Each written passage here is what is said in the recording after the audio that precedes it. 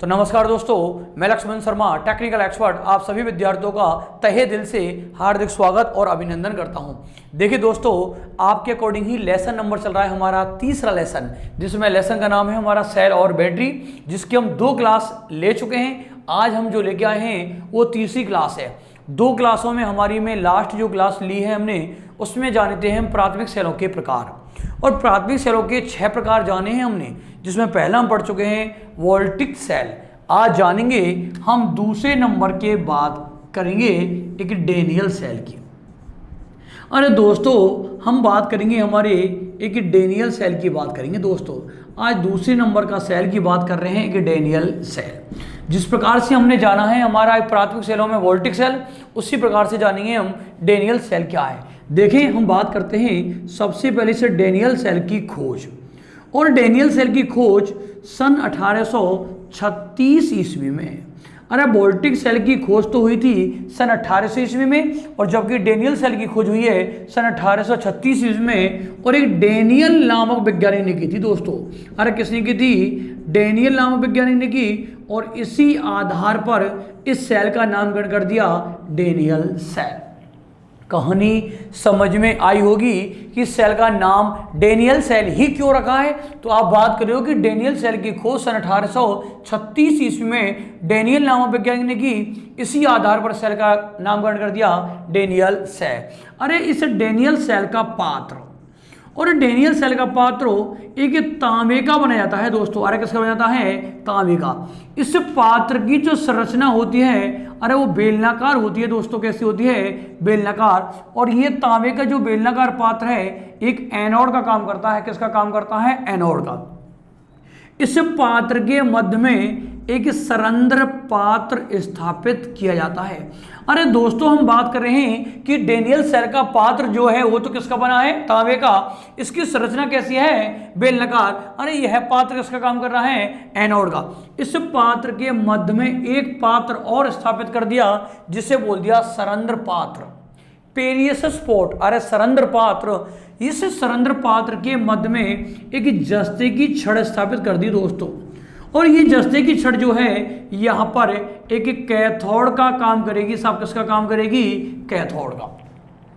देखिए, आपने कहा डेनियल सेल के पात्र के मध्य में दूसरा पात्र सरंध्र पात्र स्थापित किया, इसके मध्य में जस्ते की छड़ स्थापित की, और ये जस्ते की छड़ किसका काम कर रही है? कैथोड का।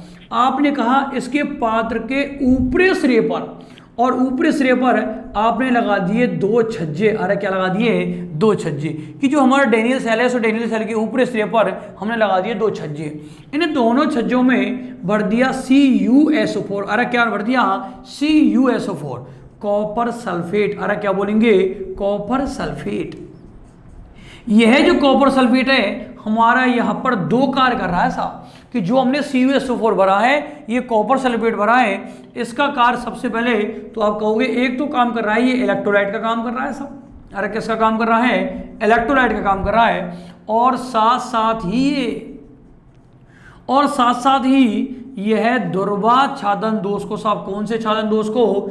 दुर्वाच्छादन दोष को भी समाप्त कर रहा है साहब। कौन से दोष को समाप्त कर रहा है? दुर्वाच्छादन दोष को भी समाप्त कर रहा है दोस्तों।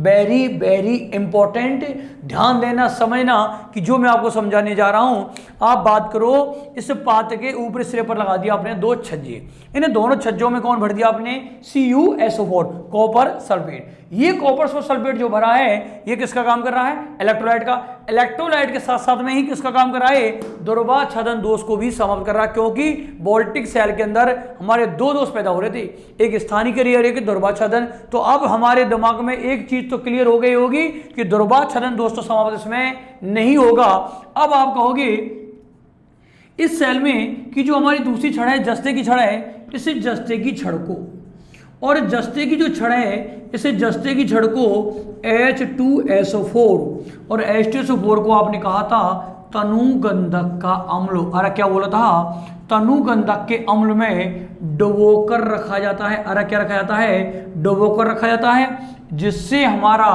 एक स्थानीय क्रिया दोष पैदा नहीं होता। अरे जिससे दोस्तों स्थानीय क्रिया दोष पैदा हमारा नहीं होता। तो आपकी क्लियर हो गई, पिक्चर क्लियर हो गई कि डेनियल सेल में तो दोनों ही दोषों को पैदा नहीं होने जा रहा।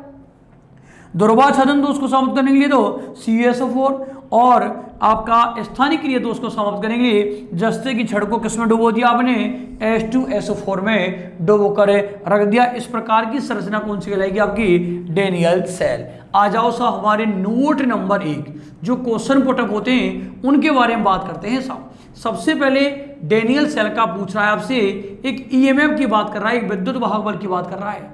और विद्युत वाहक बल की बात करोगे तो आप कहोगे 1.1 वोल्ट, जबकि वोल्टिक सेल का EMF था 1.08 और डेनियल सेल का EMF कितना होगा, 1.1 वोल्ट। क्वेश्चन नंबर दूसरा, डेनियल सेल का पूछा जाएगा एक आंतरिक प्रतिरोध। अरे डेनियल सेल का आपसे पूछ रहा है कि डेनियल सेल का एक आंतरिक प्रतिरोध कितना होता है, तो आप कहोगे 2 ओम से लेके 6 ओम तक होता है। अरे डेनियल सेल का आंतरिक प्रतिरोध कितना होता है, तो 2 ओम से लेके कितने ओम तक होता है, 6 ओम तक होता है साहब।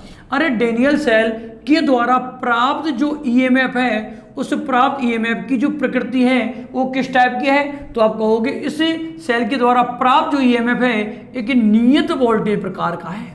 अरे किस प्रकार का है, एक नियत वोल्टेज प्रकार का है, इसलिए इसका उपयोग भी, अरे इसलिए इसका उपयोग भी नियत वोल्टेज, और इसलिए इसका उपयोग भी नियत वोल्टेज प्राप्त करने के लिए प्रयोगशालाओं में किया जाता है। अरे कहाँ किया जाता है, नियत वोल्टेज प्राप्त करने के लिए कहाँ करेंगे, प्रयोगशालाओं में किया जाता है।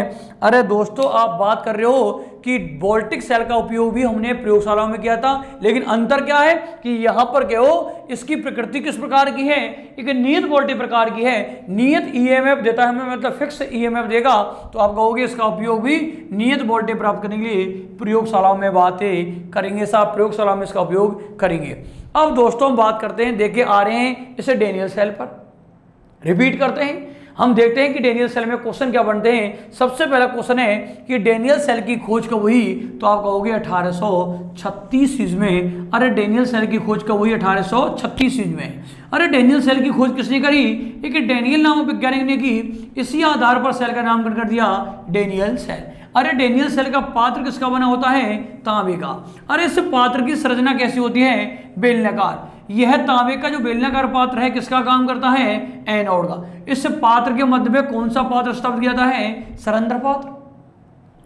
इसी सरंध्र के पात्र के मध्य में कौन सी छड़ स्थापित की जाती है, जस्ते की छड़। यह जस्ते की छड़ किसका काम कर रही है, कैथोड का काम करती है। इस पात्र के ऊपरी सिरे पर क्या लगा दिए, 2 छज्जे लगा दिए। इन दोनों छज्जों में क्या भर दिया, CuSO4 कॉपर सल्फेट भर दिया। यह कॉपर सल्फेट का कार्य क्या है, तो आप कह रहे हो एक तो यह इलेक्ट्रोलाइट का काम कर रहा है।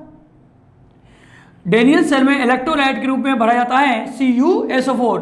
अरे आपने कहा यह इलेक्ट्रोलाइट के साथ साथ में यह ध्रुवाच्छेदन दोष का भी कार्य करता है, ध्रुवाच्छेदन दोष को भी समाप्त करता है। तो डेनियल सेल में CuSO4 ध्रुवाच्छेदन दोष को क्या करता है, समाप्त करता है। आपने कहा दूसरी छड़ हमारी जो जस्ते की छड़ है, इसे H2SO4 तनुगंधक के अम्ल में हमने क्या कर दिया, डुबोकर रख दिया, जिससे कौन सा दोष पैदा नहीं होगा, स्थानीय क्रिया दोष पैदा हमारा नहीं होता।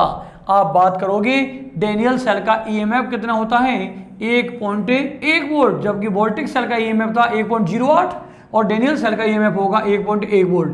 डेनियल सेल का आंतरिक प्रतिरोध कितना होता है, 2 ओम से लेके 6 ओम तक। अरे डेनियल सेल का आंतरिक प्रतिरोध कितना होगा, 2 ओम से लेके 6 ओम तक। डेनियल सेल के द्वारा प्राप्त EMF किस प्रकार का होगा, एक नियत वोल्टेज प्रकार का होगा। अरे डेनियल सेल का उपयोग कहाँ कर रहे हो, डेनियल सेल का उपयोग कहोगे नियत वोल्टेज प्राप्त करने के लिए कहाँ करेंगे, प्रयोगशालाओं में।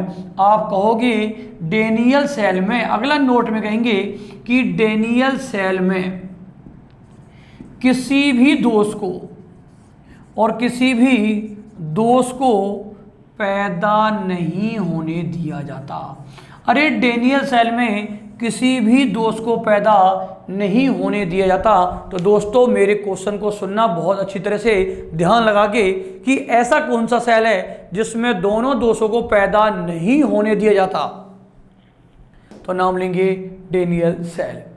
अगला क्वेश्चन, ऐसा कौन सा सेल है जिसमें दोनों ही दोष पैदा नहीं होते, तो उसका नाम लेंगे शुष्क सेल। अरे क्या नाम लेंगे? शुष्क सेल। दोनों बातों का अंतर है, दोनों बातों में अंतर क्या कह रहे हो कि ऐसा कौन सा सेल है जिसमें दोनों दोषों को पैदा नहीं होने दी जा रही है, मतलब स्थानिक क्रिया दोष को समाप्त करने के लिए तो आपने उसको जस्ते की छड़ में डुबो कर दिया, जस्ते की छड़ को आपने H2SO4 के अम्ल में डुबो कर दिया, और ध्रुवाच्छादन के लिए आपने CuSO4 यहां पर समाप्त कर रहा है। तो ये आपके अलग अलग दोनों क्वेश्चन थे जो आपके सामने हैं। अब हम इसका बनाते हैं डायग्राम, एक चित्र के द्वारा भी समझते हैं कि डेनियल सेल हमारा क्या होगा। चलें साहब डायग्राम बनाते हैं। देखिए दोस्तों, डेनियल सेल के बारे में हम डायग्राम से भी समझते हैं कि उसका चित्र क्या कहता है। आपने कहा सबसे पहले कि डेनियल सेल की जो खोज है सन 1836 ईस्वी में एक डेनियल नामक वैज्ञानिक ने की थी दोस्तों।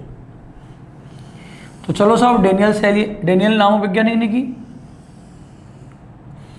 आपने कहा इसका जो पात्र है एक तांबे का बना होता है, तो हमने एक पात्र लिया तांबे का। आपने कहा इस पात्र की संरचना एक बेलनाकार होती है। कैसे होती है? बेलनाकार। यह पात्र जो है ये हमारा एक एनोड का काम कर रहा है। साहब किसका काम कर रहा है? एनोड का। इस पात्र के मध्य में आपने कहा हमने लगा दिया सरंध्र पात्र।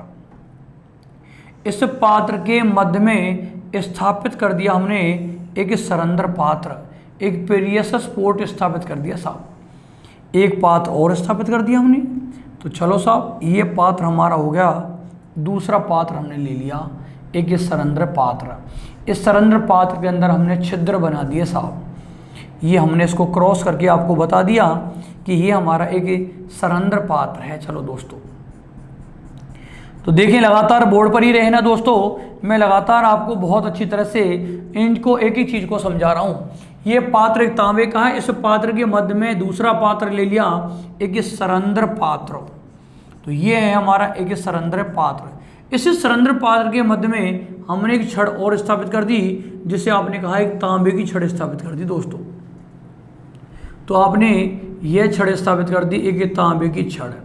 इस तांबे की छड़ को आपने कहा इस पात्र के मध्य में दूसरी छड़ स्थापित कर दी, एक जस्ते की छड़ स्थापित कर दी साहब। अरे हमने एक जस्ते की छड़ स्थापित कर दी। इस जस्ते की छड़ को मैंने क्रॉस करके बता दिया कि ये जस्ते की छड़ है साहब। तो यहाँ लिखा हमने एक जस्ते की छड़। ये जस्ते की छड़ हमारा एक कैथोड का काम कर रही है साहब। किसका काम कर रही है? कैथोड का। इस पात्र के ऊपरी सिरे पर हमने लगा दिया दो छज्जे। इन दोनों छज्जों में बढ़ दिया CuSO4। अरे क्या बढ़ दिया? CuSO4 बढ़ दिया दोस्तों। अरे ये बढ़ दिया CuSO4। हम बात कर रहे हैं इस पात्र के ऊपरी सिरे पर आपने दो छज्जे लगा दिए। इन्हें दोनों छज्जों में भर दिया CuSO4। आपने कहा ये जो छड़ है हमारी एक जस्ते की जो छड़ है, इस जस्ते की छड़ को हमने H2SO4 के अम्ल में डुबोकर रख दिया साहब। अरे H2SO4 के अम्ल में डुबोकर रख दिया, जिससे हमारा स्थानिक क्रिया दोष भी पैदा नहीं होता। तो ये छड़ हो गई हमारी जस्ते की छड़। और ये जस्ते की छड़ यहाँ पर किसका काम कर रही है? कैथोड का काम कर रही है। ये बनने वाला आपका भरा आपने CuSO4 कॉपर सल्फेट। ये हमारा हो गया कॉपर सल्फेट। और ये कॉपर सल्फेट एक तो आपका इलेक्ट्रोलाइट का काम कर रहा है और एक ध्रुवाच्छादन दोष को आपके को समाप्त कर रहा है। एक टर्मिनल आपने यहाँ से निकाल दिया और दूसरा टर्मिनल आपने आपकी जस्ते की जो छड़ है इससे निकाल दिया। ये बनने वाला पात्र आपका एनोड, और एनोड का मतलब होता है पॉजिटिव। बनने वाला कैथोड, और कैथोड का मतलब होता है माइनस। और ये रहा आपका एक डेनियल सेल। अरे ये रहा हमारा एक डेनियल सेल की संरचना।